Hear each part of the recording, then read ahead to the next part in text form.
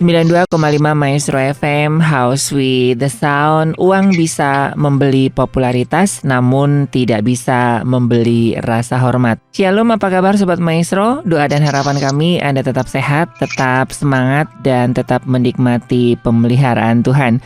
Senang sekali kembali program Pelangi Kasih hadir menemani Anda. Dan kita akan melanjutkan ya seri sukses sejati ala Kingdom Business Community Bandung. Dan seperti biasanya bersama rekan-rekan Kingdom Business Community Bandung. Wow, menarik. Dan hari ini spesial banget ya, karena cukup banyak rekan-rekan dari Kingdom Business Community Bandung yang sudah bergabung dengan kita. Dan kita masih akan membahas tema besar kita ya, yaitu seri sukses sejati ala Kingdom Business Community Bandung. Sudah ada bersama-sama dengan kami, ada Bapak Ferry, ada Bapak Daniel, ada Bapak Yusuf, ada Pak Andi, dan juga ada Pak Samuel. Apa kabar nih Bapak-bapak yang super keren nih? Kabar baik. Luar biasa. Oke. Baik. Biasa. Iya, oke. Nah, ini kayaknya dari Pak Samuel dan Pak Andi dulu ya, untuk kita bisa sedikit mereview apa yang sudah kita bahas beberapa waktu yang lalu, dan kita akan masuk ke seri sukses sejati begitu ya. Kalau kemarin kan sempat disinggung ada beberapa harta untuk kita bisa sukses sejati gitu. Silakan Pak Andi dan Pak Samuel. Ya, kita udah bahas yang pertama adalah makna sukses sejatinya sendiri. Terus kemarin kita bahas untuk mengkoreksi diri, yaitu bicara tentang dashboard kehidupan. Nah, Sobat Maestro, pada kesempatan kali ini kita akan membahas tentang harta-harta kehidupan yang sesungguhnya. Nah, kita perlu belajar apa saja sih harta kehidupan yang akan kita pelajari di kemudian hari ya, di ke depan minggu-minggu berikutnya. Yeah. Nah, kita fokus dulu pada satu hal yang penting, yaitu tentang harta kehidupan yang sesungguhnya. Yeah. Nah, apa sih harta kehidupan yang sesungguhnya? Kan orang kalau bicara harta tuh biasanya langsung otak kita, wah, duit ya, betul. Nah, versi KBC ini ada harta kehidupan yang sesungguhnya yang memang tentu kita perlu gumuli dan perlu dapatkan. Apa sih harta sesungguhnya? Nah, kita lihat dulu definisi harta. Harta ini adalah sesuatu yang berharga untuk dimiliki. Nah, sekarang apa sih dari sekian harta yang ada, apa sih yang dimaksud dengan harta sesungguhnya? Kita definisikan dulu ya. Harta yang sesungguhnya adalah harta yang melekat pada diri kita dan tidak bisa diambil atau dipisahkan dari diri kita. Artinya itu harta ini berpengaruh pada kehidupan kekal kita, Pak. Maksudnya ke sini. Nah, harta yang sesungguhnya ini bahkan dapat menyertai kita sampai pada kekekalan. Jadi harta ini akan dibawa kepada satu kehidupan kita di dalam kekekalan kita. Nah, ini yang akan kita pelajari sehingga kita tidak terjebak dengan harta yang tidak sesungguhnya. Nah, di sukses sejati, walaupun kita tahun kemarin kita sudah membahas tentang harta benda atau secara finansial dan kita belajar ilmunya, namun di sukses sejati itu kesuksesan tidak diukur semata-mata karena harta benda. Kenapa? Karena harta benda ini kita tinggalkan, Pak Ari, ketika kita kembali kepada Tuhan. Harta benda ini kita tinggalkan karena bukan menjadi milik kita. Harta benda ini akan menjadi fasilitas di dalam kehidupan kita untuk mencapai harta-harta yang sesungguhnya. Oleh sebab itu, ada satu statement yang cukup penting, jangan tukarkan harta yang sesungguhnya dengan harta benda. Tetapi tukarkanlah harta benda dengan harta yang sesungguhnya. Nah, nanti sebentar Bro Andi akan jelaskan apa saja sih harta kehidupan yang sesungguhnya di luar harta benda. Jadi kita akan belajar ada 6 harta, tetapi ada 5 harta yang kita akan bahas lebih detail. Ya, Pak. Jadi kelima harta yang dimaksud Pak Sam tadi, selain harta benda itu kita akan bahas tentang harta rohani. Yang berikutnya adalah kita akan bahas tentang harta tubuh, harta jiwani, harta hubungan, dan harta keluarga. untuk hari ini kita akan lebih banyak fokus belajar tentang apa itu harta rohani. Dan di sini juga kita nggak cuma berdua ya Pak Semnya, tapi kita ditemanin sama teman-teman mentor-mentor kita nih yang keren-keren abis nih. Pokoknya nanti pasti Sobat Maestro bakal dapat banyak hal dari teman-teman kita dan mentor-mentor kita ini. Untuk membuka nih, sebenarnya apa sih harta rohani itu? Jadi harta rohani itu adalah bukan hanya sekedar aktivitas rohani, tetapi harta rohani itu berfokus kepada hidup dengan prinsip dan hukum-hukumnya Tuhan. Nah, ayat yang akan kita pakai pada hari ini adalah Amsal 3 ayat 5-6 yang bunyinya, percayalah kepada Tuhan dengan segenap hatimu dan janganlah bersandar kepada pengertianmu sendiri.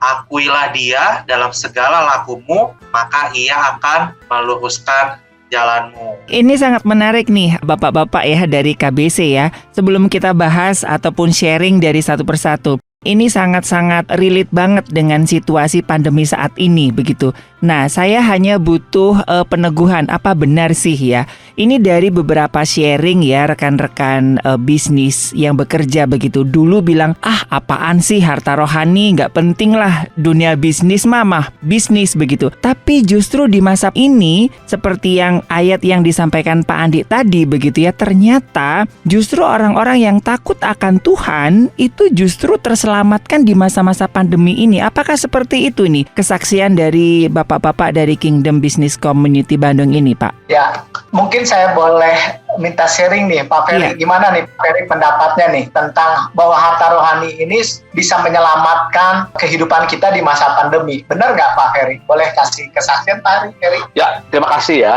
Iya. Jadi tadi firman Tuhan mengatakan ya, yang tadi Pak Andi ya, diingatin lagi tadi, apa katanya, percayalah kepada Tuhan ya, dengan segenap hatimu, dan janganlah bersandar kepada pengertianmu sendiri. Akuilah Dia dalam segala lakumu, maka Ia akan meluruskan jalanmu ya, seperti itu. Jadi memang di masa pandemi ini ketika semuanya terkoreksi ya, seluruh bisnis yang tadinya berjalan mapan tiba-tiba semuanya berubah ya kan, lalu semuanya galau.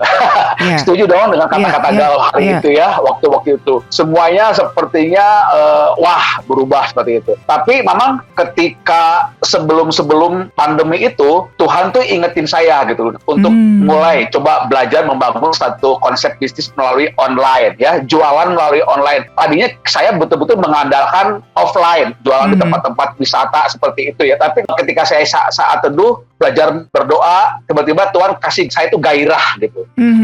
Kerinduan, keinginan, semangat untuk belajar di online. Kan teman-teman juga di sini orang-orang teman-teman yang suka saat teduh, baca firman dan berdoa. Lalu ketika kita berdoa, tujuannya kan kadang-kadang kita terima sebuah hikmat yang kecil ya, hikmat yang sederhana. Tapi ketika kita mengerjakannya dengan setia, pelan-pelan, tekun, tapi ternyata itu Tuhan sudah tahu di depannya bahwa itu sangat dibutuhkan. Nah, jadi ketika pandemi, karena kebetulan kami produknya adalah produk edukasi, semua orang stay at home, nggak boleh keluar rumah, tapi ingin berkegiatan edukasi, akhirnya ya mereka mencoba mencari produk-produk di online, di marketplace dan di tempat-tempat lain di online. Mereka coba mengambil produk kami dan mereka boleh menjadi salah satu alternatif kegiatan di masa stay at home.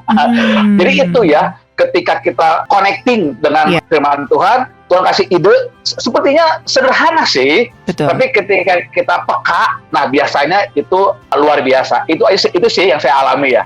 Silakan. Kalau dari Pak Daniel sendiri, apakah memang betul nih di masa-masa pandemi ini benar-benar harta rohani itu yang menyelamatkan begitu? Karena saya dengar dari beberapa teman-teman saya begitu kan, justru wah ini untung ya saya dekat dengan Tuhan ya. Jauh-jauh hari, kalau enggak gua udah lewat nih begitu. Wow, menarik. Tadi yang dibilang galau sebetulnya God always listening, understanding. Mantap.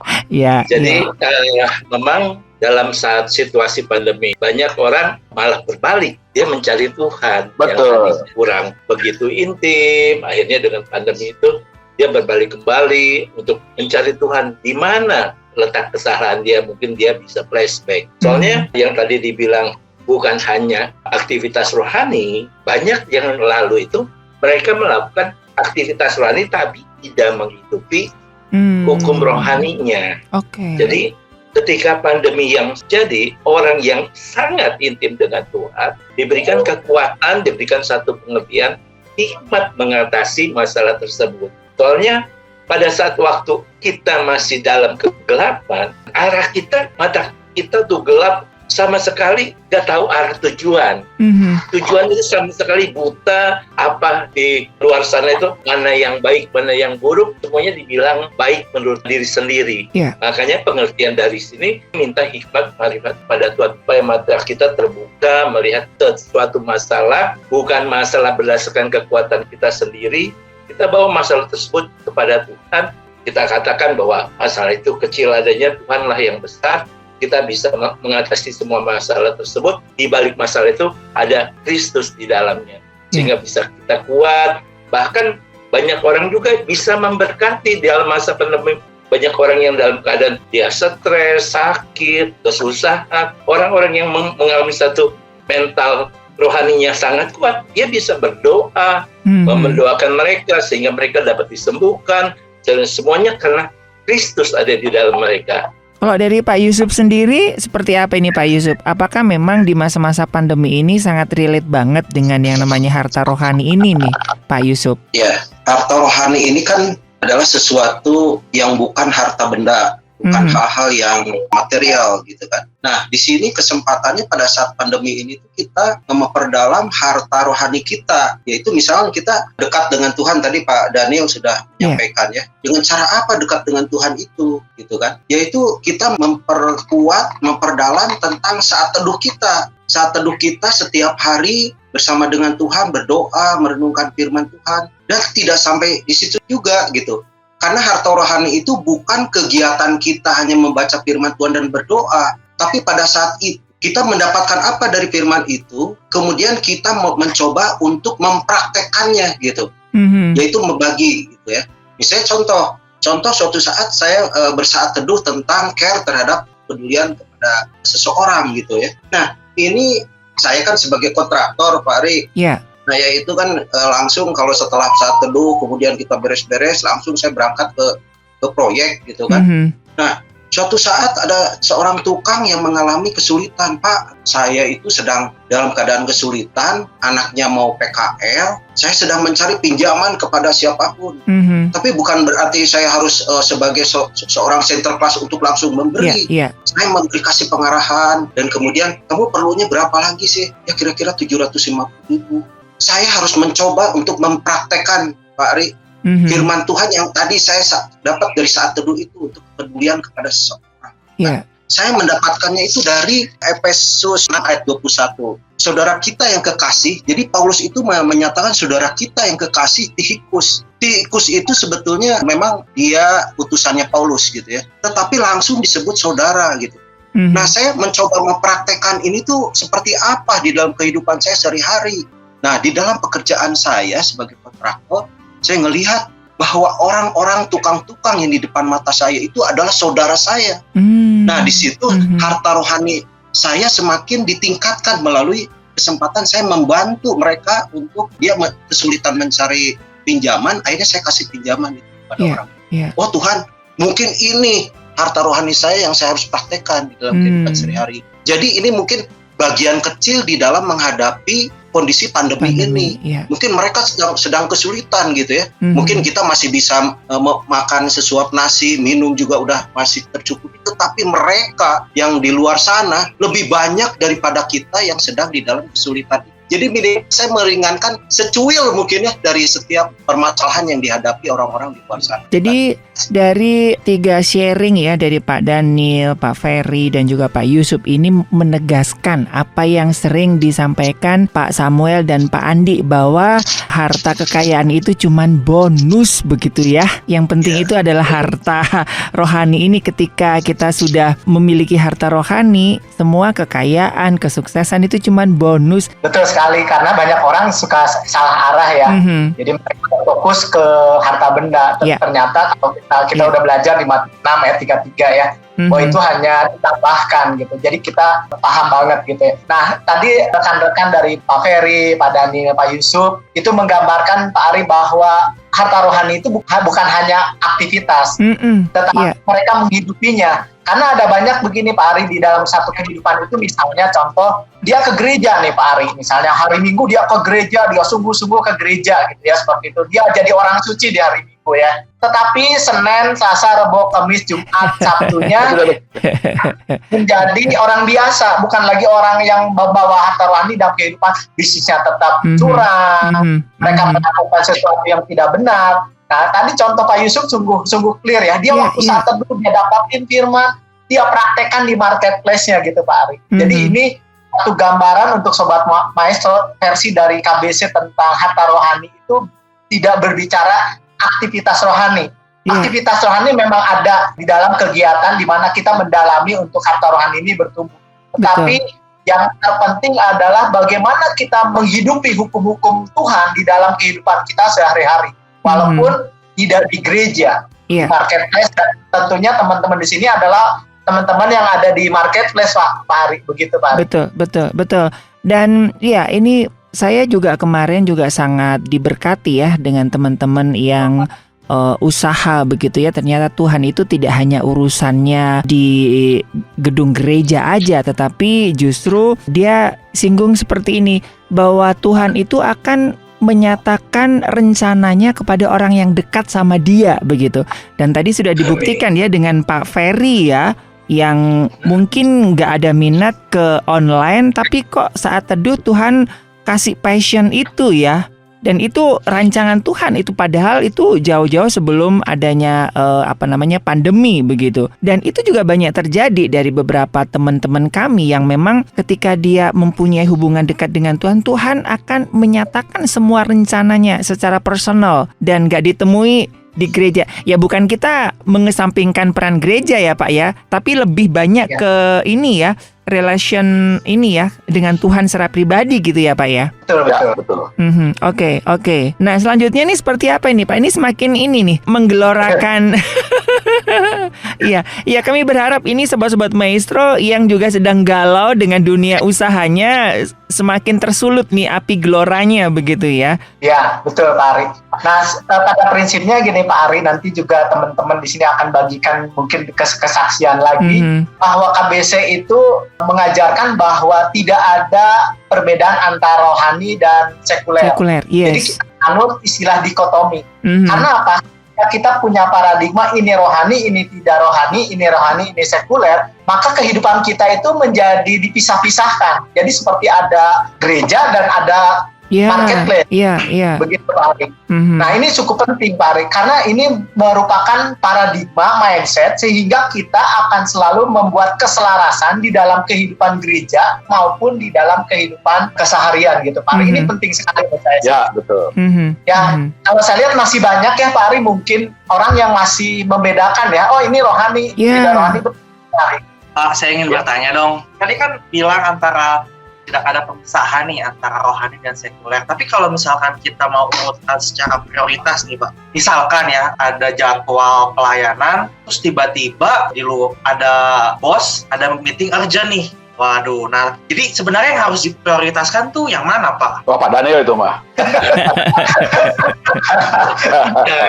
Kembali lagi kalau dari skala prioritas pertama kan selalu yang kita layani adalah segala sesuatu itu. Misalnya tadi Brother Randy tuh bilang kita ada jadwal pelayanan, ada jadwal lagi bos memanggil. Nah seharusnya kan pada saat jadwal pelayanan kan sudah ada schedule-nya. Nah pada saat ada bos memanggil ya mungkin dengan kebenaran kita bicara dulu secara baik-baik dengan kepada bos karena bos mendadak memanggil, apa yang bisa dibantu kalau memang masih ada waktu kesempatan untuk bisa melayani yang ini, layani, selesaikan dulu, setelah itu bereskan pelayanan. Nggak jadi batu sandungan, kecuali memang si bos itu sangat memerlukan dan pelayanan itu bukan di nomor 2 kan, dia diberikan pengertian kepada bos, saya bisa melayani bos dengan tepat waktu kan jam kerja jam 5, bisa pelayanan itu jam berapa, biasanya kan kalau misalnya hari biasa, biasanya malam, biasanya kalau kita kerja. Nah, jelaskan pada dia bahwa kita nggak bisa memberikan waktu lebih, selesai pelayanan saya masih bisa lanjut. Pasti kalau bosnya ya, kita baik-baik menyampaikan, dia pun akan mengerti. Dia akan menilai bahwa orang ini berintegritas, orang ini bertanggung jawab dengan apa yang ada. Nah, kembali lagi menyangkut yang tadi, untuk lepas dari dikotomi adalah kenalilah siapa Allah yang kita sembah. Tuhan Yesus yang kita sembah.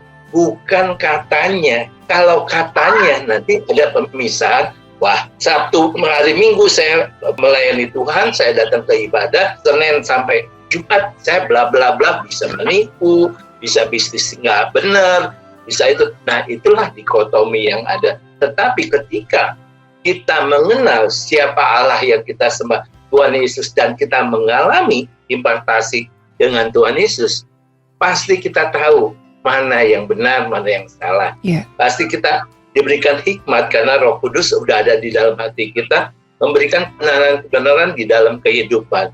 Itu aja, Bro.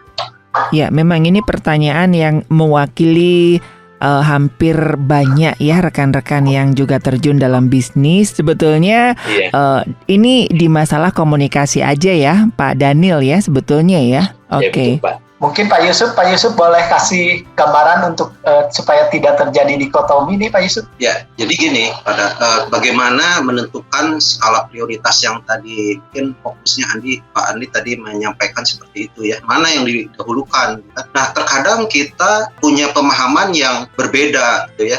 Kalau kita melakukan kegiatan dengan Tuhan itu seolah-olah, oh itu prioritasnya. Kan prioritas kita yang pertama tadi Pak Dani juga sudah sampaikan adalah hubungan kita dengan Tuhan. Jadi seolah-olah pelayanan itu seolah ditekankan gitu kan. Jadi hari ini saya datang ke persekutuan ini, hari berikutnya ke persekutuan yang lain, itu seolah-olah sepertinya itu adalah hubungan dengan Tuhan. Nah, sebetulnya itu adalah aktivitas rohani. Yang tadi disebutkan bahwa harta rohani itu bukan hanya aktivitas rohani. Nah, bagaimana kita skala prioritas itu, ke Tuhan itu? Yaitu pada saat kita bangun tidur, kita melakukan hubungan dengan Tuhan, berdoa sama Tuhan, bersaat teduh, membaca firman Tuhan. Itu adalah hubungan dengan Tuhan. Nah, kalau kita mau memupuk harta rohani kita, praktekkan apa yang didapat pada hari itu, kita kumpulkan harta itu, kita praktekkan di dalam kehidupan kita sehari-hari. Nah, jadi mungkin ini yang salah pemahaman bahwa kalau kita rajin ke gereja setiap hari, yang tadi Pak Samuel bilang, bolak-balik ke gereja seolah-olah itu merupakan hubungan kita dengan Tuhan diperbaharui. Bukan, itu adalah atas. Saya hanya menjawab bahwa ini praktikalnya seperti itu. Gitu ya. Jadi pada saat kita, misalnya ada seseorang yang sedang sakit nih, nah kita prioritas mana nih? Misalnya pagi-pagi kita bangun, kita yang harus cepat-cepat ditolong. Misalnya ada orang yang jatuh gitu. Nah, kita minta tunduk 1 menit pun sama Tuhan, minta hubungan dengan Tuhan, berdoa sama Tuhan. Pada saat kita berjalan pun untuk menolong seseorang, itu adalah hubungan dengan kita bisa komunikasikan. Itu adalah hubungan. Itu yang disebut skala prioritas yang disampaikan oleh Pak Daniel tadi, bahwa prioritasnya kepada Tuhan itu adalah hubungannya dengan diperbaharui. Nah, tinggal prakteknya yang tadi. Jadi jangan sampai kita nolongin orang dulu, padahal hubungan kita dengan Tuhan kurang baik. Mungkin Pak Ari, ini sedikit kita mereview tentang yang pernah Tuhan Yesus ajarkan ya, tentang orang Samaria ya, Pak Ari. Mungkin teman-teman Sobat Maestro juga hafal tentang orang Samaria, bagaimana orang itu harus ditolong, tapi mereka sibuk, wah saya sedang ada keperluan untuk hal-hal rohani. Nah ini sebenarnya diajarkan Yesus bahwa Tuhan pengen mengatakan bahwa tidak ada dikotomi di sini. Jadi prioritas itu tidak bicara dalam bentuk kegiatan rohani, tapi bicara tentang mana kebenaran yang harus dilakukan. Itu yang paling penting. Karena ada banyak hal, contoh kalau misalnya contoh seperti ini, kita nih mau, ini dalam tanda kutip nih ya, dalam hari Minggu nih, ada kita harus beribadah ke gereja. Tapi waktu itu istri kita lagi sakit gitu Pak Ari. Apa mau ditinggalin? Karena bicara harta rohani bukan masalah bicara saya ke gereja atau tidak. Tentunya kita tahu sebagai orang-orang dewasa akan memilih prioritas mana yang lebih didahulukan, yang lebih penting. Sama-sama semuanya dibangun di atas dasar harta rohani. Kalau saya misalnya memilih istri untuk ditolong dulu karena sakit, itu bukan berdasarkan apa-apa, tetapi berdasarkan tetap ada harta rohani yang saya berikan dalam hidup saya, istri saya gitu. hari. Ini contoh ekstrim aja, Pak. Betul. Jadi saya mau bagi berkat bagaimana mengaplikasikan firman Tuhan yang tidak menjadi aktivitas tapi menjadi harta rohani bagi saya pribadi ya. Dan itu sungguh-sungguh sangat menolong saya ketika saya menerapkan firman Tuhan ya. Dikatakan gini di Matius 6 ayat 33 dikatakan, tetapi carilah dahulu kerajaan Allah dan kebenarannya, maka semuanya itu akan ditambahkan kepadamu. Dulu waktu kami ada jualan di satu mall, karena ada, jadi konsepnya itu sistem profit sharing 20% ya. Ketika satu hari itu omsetnya besar banget, gede banget lah omset satu hari dari jam 9 sampai jam 9 malam, itu omsetnya gede tuh. Lalu pegawai saya ngomong, Pak, jangan 20% pada. Jadi gini, kebetulan sistemnya itu nggak sistem bond gitu loh.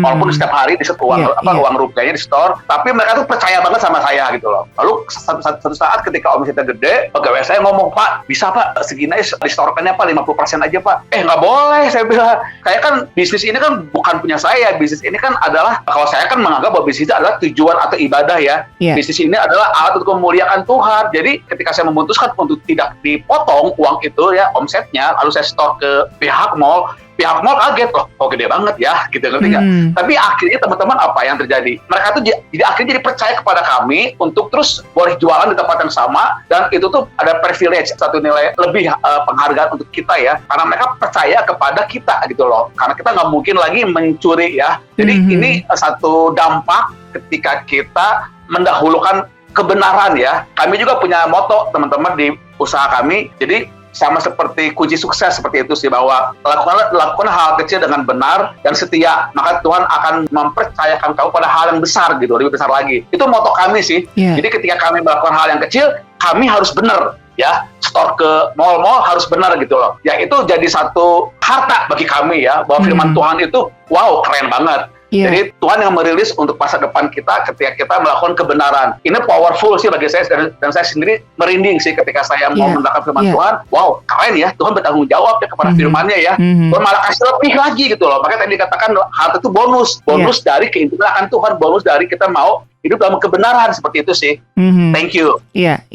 Ini kemarin juga ada yang menarik Pak, ada yang nanya ya, apakah memang betul sih mamon itu menjadi satu hal terberat bagi para pebisnis begitu? Kan di Alkitab kan mamon dan Tuhan kan sama-sama huruf besar begitu. Seperti yang disampaikan Pak Ferry itu tadi kan, mau milih mamon atau Tuhan nih. Ya, betul banget. Apakah memang benar nih mamon itu menjadi satu kuasa yang apa ya? Tadi kan Pak dikatakan bahwa itu harta yang bisa diambil. Jadi kita tuh harus fokus sama harta yang sesungguhnya ya. Harta yang bisa dicuri, diambil, yaitu apa? Kekudusan ya, kepercayaan masa depan, iman, dan juga karakter ilahi dalam diri kita. Itu menjadi sebuah kekuatan ya, bahwa itu menjadi harta sesungguhnya, dan iblis nggak bisa curi itu. Ketika ada tawaran mamon atau percaya kepada Allah, lalu kita memilih percaya kepada Allah, Pak, itu menjadi sebuah harta yang menuju ke kekalahan ya. Dan itu nggak bisa dicuri oleh si roh jahat. Uang mungkin bisa diambil, tapi hati yang damai sejahtera, hati yang suci, hati yang bisa melihat Allah, itu menjadi sebuah harta yang nggak bisa, harta sesungguhnya. Nah itu yang menjadi kepercayaan kita ya. Nah, ada hal-hal apa sih Pak yang dipelajari oleh rekan-rekan KBC ya, sehingga begitu kuatnya untuk lebih fokus pada harta rohani ini? Ya, kita kan punya visi Bu, menghadirkan kerajaan Allah ke dalam dunia marketplace. Kerajaan Allah itu apa sih? Wow, keren banget Ton. Bagaimana kita memiliki sebuah visi ya, atau misi menghadirkan kerajaan Allah di dalam dunia kerja, dalam dunia usaha. Tentu kerajaan Allah itu isinya apa? Ya, tentu di sana ada damai sejahtera, ada kebenaran, ada sukacita ya, ada hidup kekudusan, ada nilai-nilai ilahi. Itu yang menjadi PR dan menjadi tantangan kita, challenge kita ya. Dan itu kita sungguh di komunitas ini kami saling menginspirasi. Bagaimana ketika kita menerapkan firman Tuhan, menghadirkan kerajaan Allah, itu tujuan kita. Bagaimana Allah yang kudus itu hadir dalam proses bisnis kita, dalam jualan kita, dalam usaha kita, dalam menservis pelanggan kita. Itu menjadi fokus kami, fokus kita. Karena kan bekerja itu sebenarnya ibadah. Bisnis itu bukan tujuan, tapi alat untuk memuliakan Tuhan. Ini pengertian kami Pak, teman-teman ya. Ini sungguh menjadi kekuatan kita semua ya. Amin.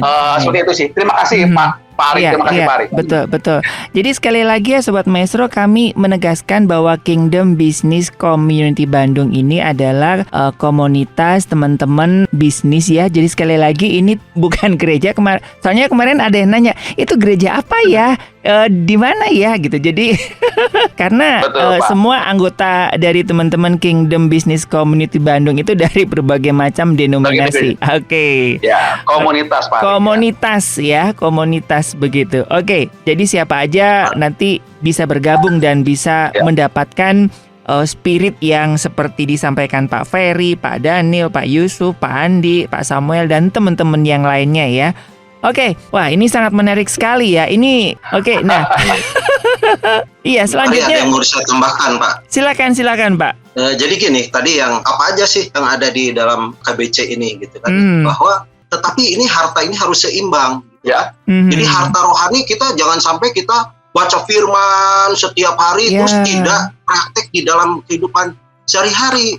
Itu juga salah. Jadi tadi disebutkan oleh Pak Andi harta rohani, harta tubuh, harta jiwani, harta benda, harta hubungan, harta keluarga. Ini harta harus seimbang antara harta rohani, harta tubuh. Ya kita juga kalau seandainya baca firman Tuhan terus di kamar, kemudian kita tidak keluar-keluar, apakah tubuh kita menjadi baik atau tidak? Gitu kan? Terus kita tidak punya satu kontak dengan yang lain, apakah punya harta hubungan dengan baiknya dengan orang lain? Wah, jadi ekstrim nih. Mereka ada di kamar gitu kan, di rumah gitu. Dan juga akhirnya harta benda. Ya kita udah baca firman Tuhan, kemudian langsung kerja sampai malam gitu ya nih, kerja kulit gitu. Jadi ini harus seimbang gitu kan. Nah, orang-orang dunia ini, maaf dalam tanda kutip, orang-orang dunia itu dia mementingkan segala cara untuk memperoleh harta benda. Kenapa kita tidak mengumpulkan harta rohani yang punya satu keberhasilan yang harus diraih juga oleh setiap orang di dalam kehidupannya gitu. Nah ini di dalam komunitas kami belajar untuk mencoba menseimbangkan semua yang itu yang saya tambahkan. Iya. Jadi di sini sangat clear ya Sobat Maestro ya. Jadi sudah tidak ada dikotomi lagi ya. Oke. Sudah clear ya kita tentang dikotomi ini ya. Selanjutnya nih seperti apa ini Pak Andi dan Pak Samuel? Thank you teman-teman sudah memberikan penguatan tentang dikotomi ya. Kita lanjut sedikit lagi tentang harta rohani karena kita bahasnya sekarang harta rohani. Iya. Harta rohani ini adalah satu pondasi kehidupan. Dan kalau pondasi artinya kita membangun itu ke bawah ya. Ke bawah ke dalam ya. Sehingga orang lain pun bisa lihat. Tetapi apa yang tidak kita lihat tapi justru membuat satu kekokohan kehidupan kita. Karena saya ngelihat gini, kalau kita tidak membangun harta rohani secara baik, nanti ketika tumbuh ke atas, misalnya harta jiwani, harta hubungan, harta yang lain, harta benda, itu bisa jadi salah arah. Ya. Kenapa?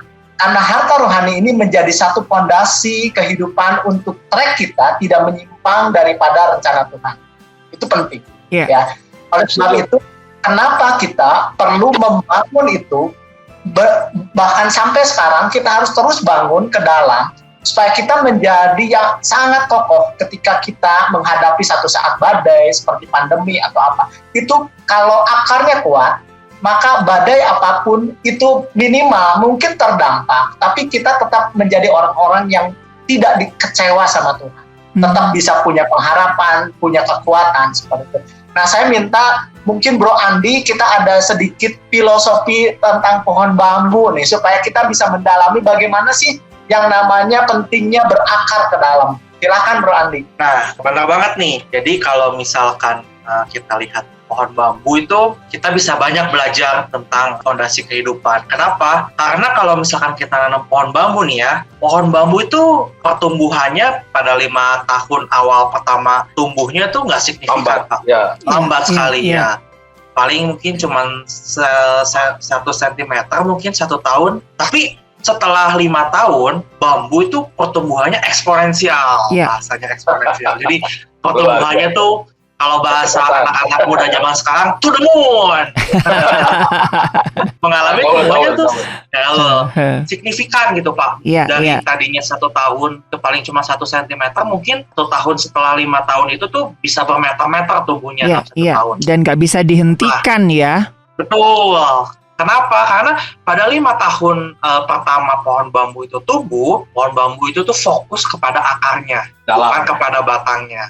Nah, makanya ketika ada angin yang dahsyat, ada badai yang menerpa, pohon bambu itu bisa kuat. Tumbuhnya. Nah, ada beberapa hal nih yang saya bisa ceritakan, yang bisa kita tarik dari cerita pohon bambu ini itu adalah, yang pertama, kita harus fokus dulu ke dalam pertumbuhan yang tidak terlihat. Kita harus fokus kepada akar kehidupan kita, fondasi kehidupan kita, yaitu berakar kepada Kristus tentunya. Nah, ketika kita sudah berfokus kepada fondasi akar itu, pertumbuhan itu udah nggak perlu kita cari lagi, udah jadi bonus dan pasti kita akan bertumbuh. Dan pertumbuhan itu pun akan secara eksponensial. Yang ketiga, karena akar kita sudah dalam, sudah kita berakar sangat dalam, maka ketika ada badai itu pasti kita akan kuat menerima badai itu. Nah, sekarang yang berikutnya yang gak kalah pentingnya adalah kalau misalkan kita lihat hutan pohon bambu tuh pasti ada yang namanya hutan bambu kan. Jadi banyak sekali pohon-pohon bambu di situ. Nah, itu berbicara tentang kita berhidup dalam komunitas. Jadi setelah kita punya fondasi dasar yang kuat, kita tidak mudah diterpa oleh badai, kita juga harus membantu sesama kita untuk saling menolong ketika ada orang di sekitar kita yang mungkin jatuh atau perlu pertolongan, kita harus tolong. Nah, begitu Pak, jadi filosofinya. Akar, tumbuh, dan kita berhidup dalam komunitas. Tadi sesuai filosofi tersebut, kan itu bambu itu harus menumbuhkan akarnya dulu. Akarnya itu kan mencari nutrisi. Ibarat kita, seorang itu harus mengenal dulu, mencari itu siapa Allah kita. Nutrisinya akar itu kan sampai kedalaman, sampai ketemu air. Kalau air kan sumber kehidupan, sumber kehidupan adalah Tuhan. Jadi bukan hanya tumbuh 5 tahun, pada saat kita mengenal Tuhan, mengenal Allah yang kita sembah, yaitu Tuhan Yesus, hidup kita akan berubah. Kalau hidup kita, karena kita mengasihi Tuhan, pasti hidup kita diubahkan, hidup kita bisa mengasihi, hidup kita menjalankan kebenaran yang nyata gitu, Bu. Dalam dunia bisnis ini, yang tadinya kita gelap berubah menjadi terang. Kita harus menjadi garam dan terang di dunia ini kan, Bu. Karena kalau garam itu asin, siapa yang mau bisa akan dipakai? Nah, pada saat kita menjalankan bisnis, pasti bisnis itu akan berjalan sesuai kebenaran. Mengenai pertumbuhan, semuanya Tuhan akan berikan. Kalau di dalam kebenaran yang ada, segala sesuatu itu akan sempurna kalau kita berjalan. Karena orang benar itu akan bertumbuh, contohnya seperti pohon korma. Pohon korma ini hampir sama dengan bambu. Pohon korma itu harus nembus kedalaman, dia tanam di tindikan batu, banyak batu sekali, sehingga sebelum dia tumbuh harus akarnya dulu sampai mencapai sumber air.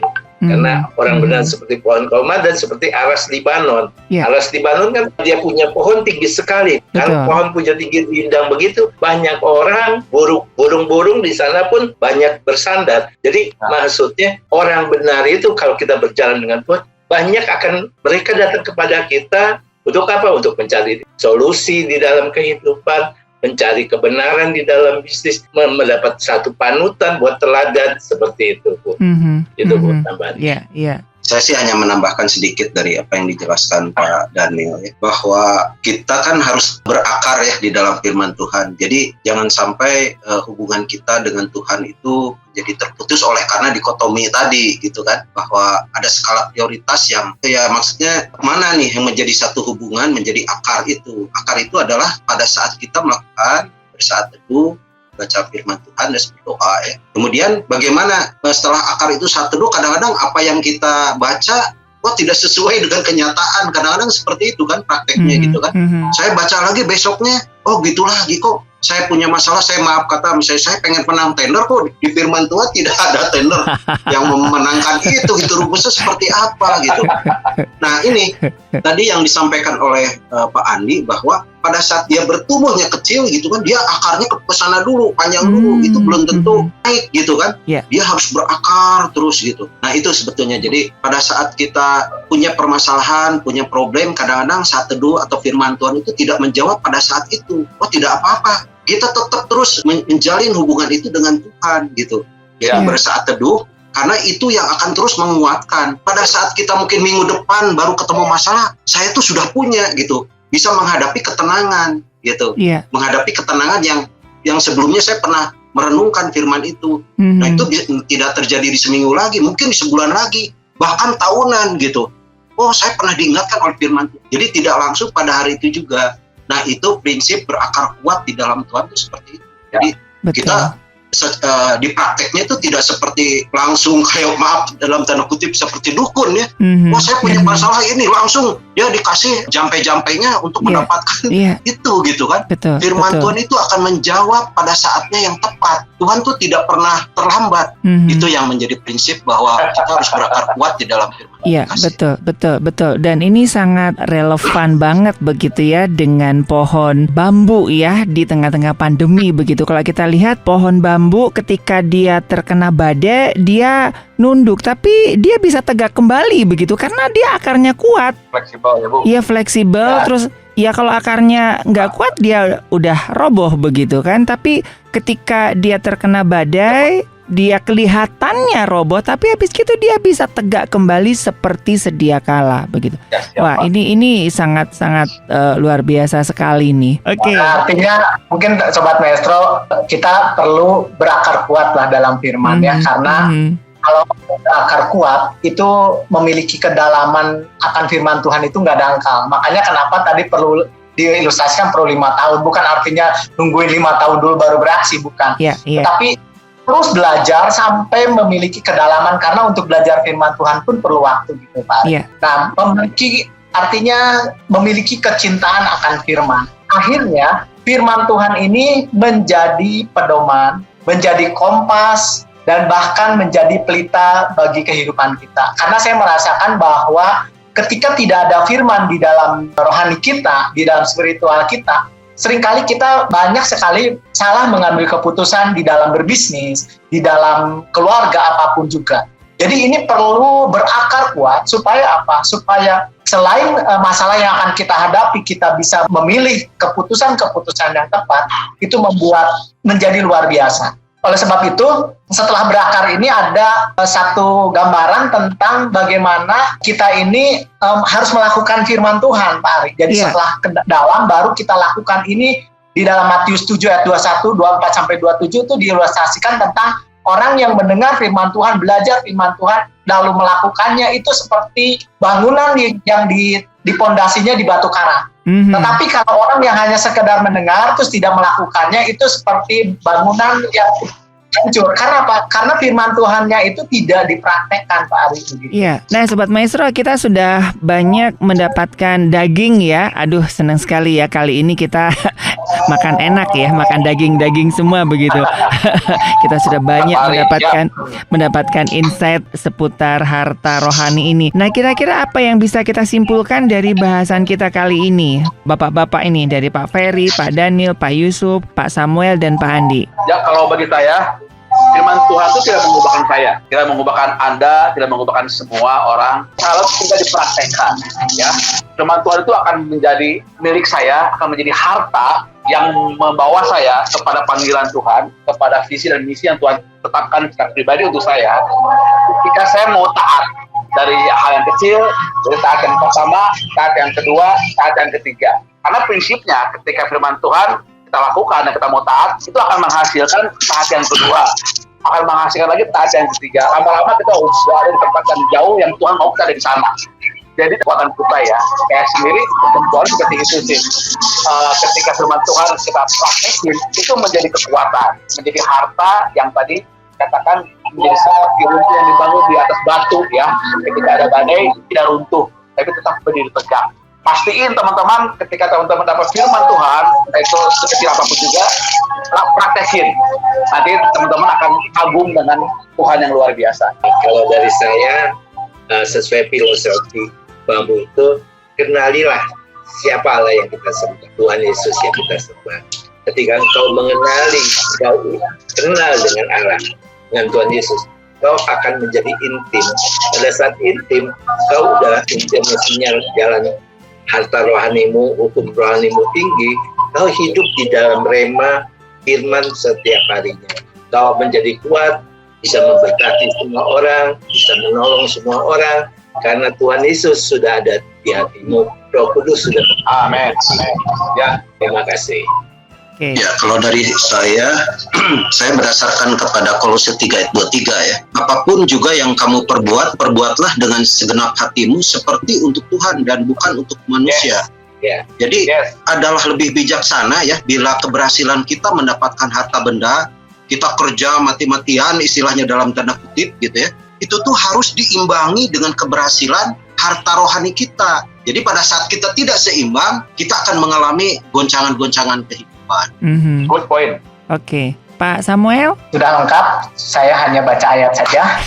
Orang kalau merenungkan malam, ya, orang yang suka ya akan firman Tuhan, artinya orang yang suka ada janjinya. Dia seperti pohon ditanam di tepi aliran air yang menghasilkan buahnya pada musimnya, yang tidak akan daunnya, apa saja yang diperbuatnya berhasil. Kenapa berhasil? Karena pondasinya, arahnya, keputusannya tepat dan benar. Wow, menarik. Terakhir, Pak Andi.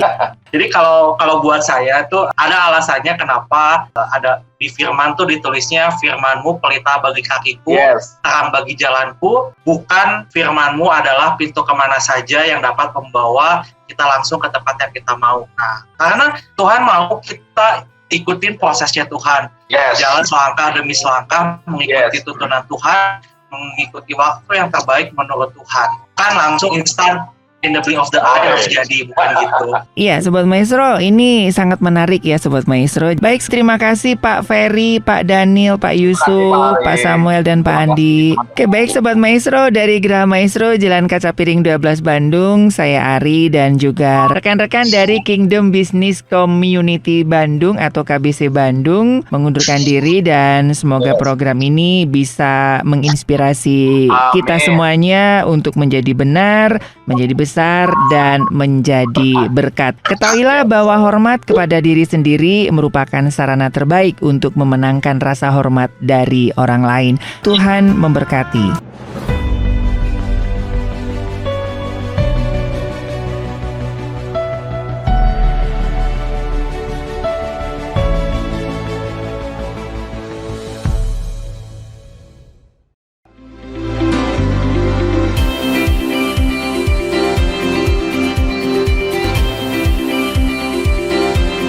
Rise and Podcast listeners, terima kasih Anda telah menyimak Rise Podcast Special Edition yang dipersembahkan oleh Kingdom Business Community. Harapan kami setiap episode Rise Podcast dapat menginspirasi Anda untuk terus mengalami transformasi dalam melakukan bisnis dan profesi Anda untuk tujuan yang mulia, membangun bisnis melalui manusia dan membangun manusia melalui bisnis. Kami mengajak setiap Anda dan perusahaan Anda untuk bergabung bersama kami dalam komunitas Kingdom Business Community. Secara bersama, kita bisa bertumbuh, berkembang, dan sukses, serta dapat berkolaborasi dalam gerakan kepedulian kepada sesama untuk Indonesia yang lebih baik. Untuk dapat bergabung, silahkan kunjungi website Kingdom Business Community di www.kbc.or.id atau hubungi Sekretariat Nasional KBC di 0817 131 257. Sekali lagi, www.kbc.or.id.